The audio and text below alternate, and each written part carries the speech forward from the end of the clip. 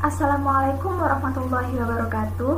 Halo teman-teman semuanya, perkenalkan nama saya Furiha Hanum Sadi, NIM 0602032029 dari Program Studi Manajemen Pendidikan Islam UIN Sunan Ampel, Surabaya. Nah, kali ini saya ditemani dengan partner saya. Perkenalkan, nama saya Tri Afiratul Jannah, NIM 060103-215 dari Prodi Manajemen Pendidikan Islam UIN Sunan Ampel, Surabaya.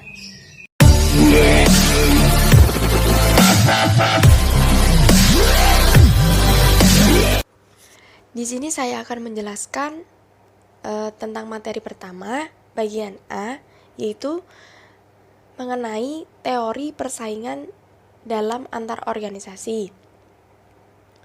Persaingan usaha dalam manajemen adalah suatu kegiatan yang bertanding di antara pengusaha satu dengan yang lain untuk memenangkan pangsa pasar atau share market dalam upaya melakukan penawaran produk barang atau jasa kepada konsumen dengan berbagai strategi pemasaran yang ditetapkan. Konsep persaingan dalam usaha organisasi yang berbasis Al-Quran menerangkan tentang konsep persaingan yang menganjurkan pembisnis untuk bersaing dengan cara yang positif dan tidak mengandung sifat yang akan menjatuhkan lawan pembisnis lainnya dan menganjurkan untuk tidak merugikan dengan menerapkan etika kerja, etika bisnis, dan etos kerja agar dapat lebih mengoptimalkan para pengusaha dalam melakukan persaingan pengembangan usahanya dengan baik. Selanjutnya yaitu perilaku pelanggan. Perilaku pelanggan jasa pendidikan adalah proses serta respon yang diberikan oleh seseorang yang menggunakan jasa di bidang pendidikan. Ada 5 tahap dalam pengambilan keputusan membeli atau menggunakan barang atau jasa yang disebut dengan 5-stage model. Yang pertama, ada pengenalan kebutuhan atau problem recognition. Yang kedua, ada pencarian informasi atau information search. Yang ketiga, ada evaluasi alternatif atau evaluation of alternatives. Yang keempat, ada keputusan membeli atau purchase decision. Dan yang terakhir, ada tingkah laku pasca pembelian atau post-purchase actions. Lalu, ada tipe pasar dan segmentasi pasar. Tipe-tipe pasar. Yang pertama, ada geografis. Berdasarkan pada variabel regional seperti wilayah, iklim, kepadatan populasi, dan tingkat pertumbuhan populasi. Yang kedua, ada demografis, berdasarkan pada variabel seperti umur, jenis kelamin, suku bangsa, pendidikan, pekerjaan, pendapatan, dan status keluarga. Pada dasarnya, ada 2 pendekatan untuk menentukan segmen pasar, yaitu yang pertama, pendekatan a priori, yaitu didasarkan pada fakta bahwa perencana memutuskan terlebih dahulu riset yang menjadi basis untuk menentukan segmentasi yang digunakan.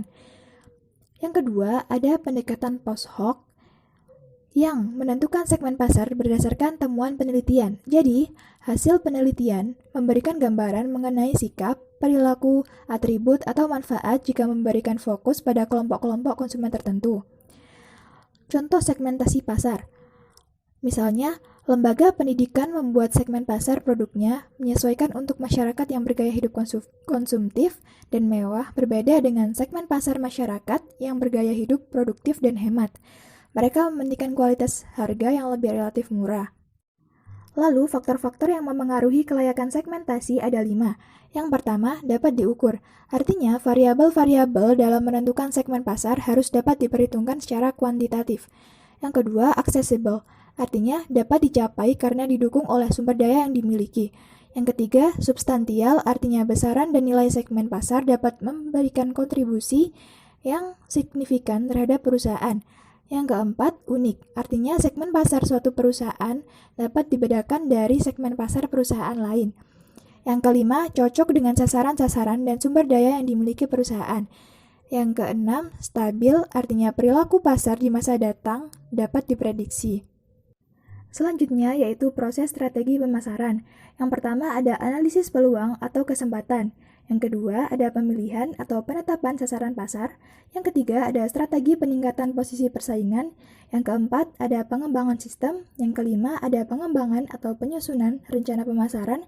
Yang keenam penerapan rencana dari yang sudah disusun sebelumnya. Materi yang selanjutnya yaitu bagian D tentang faktor-faktor yang mempengaruhi organisasi. Faktor yang mempengaruhi organisasi ini ada faktor organisasi, faktor individu, dan faktor lingkungan. Faktor organisasi meliputi tuntutan tugas, tuntutan peran, tuntutan antar pribadi, dan struktur organisasi.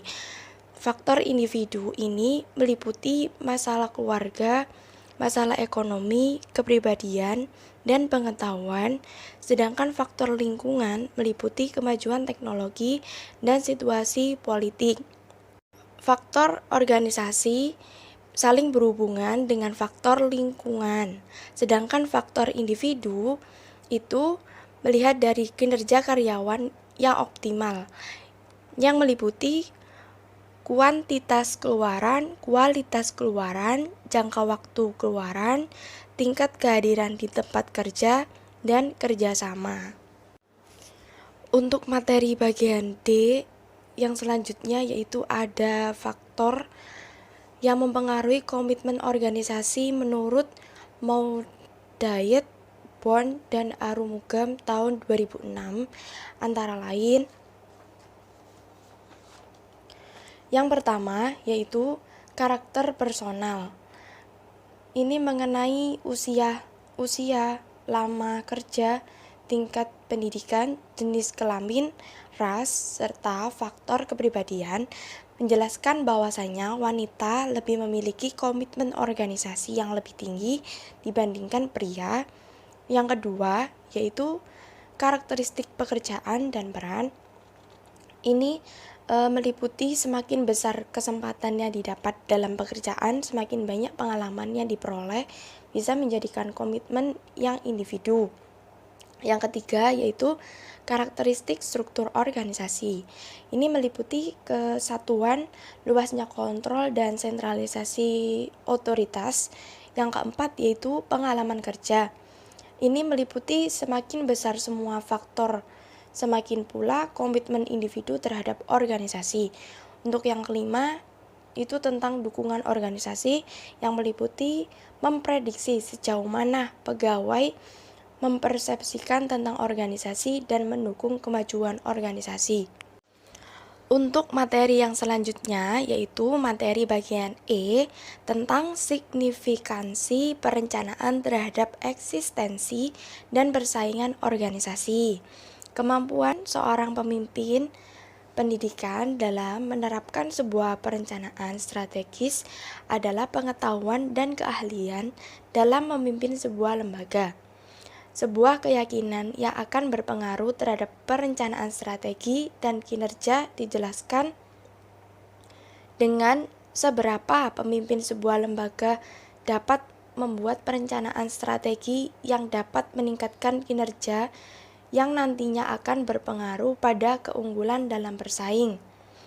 Menurut beberapa pakar penelitian, perencana dapat mengalahkan non-perencana, di mana sebuah lembaga memiliki rencana secara formal lebih menguntungkan dan lebih unggul dibanding dari lembaga yang hanya memiliki rencana informal.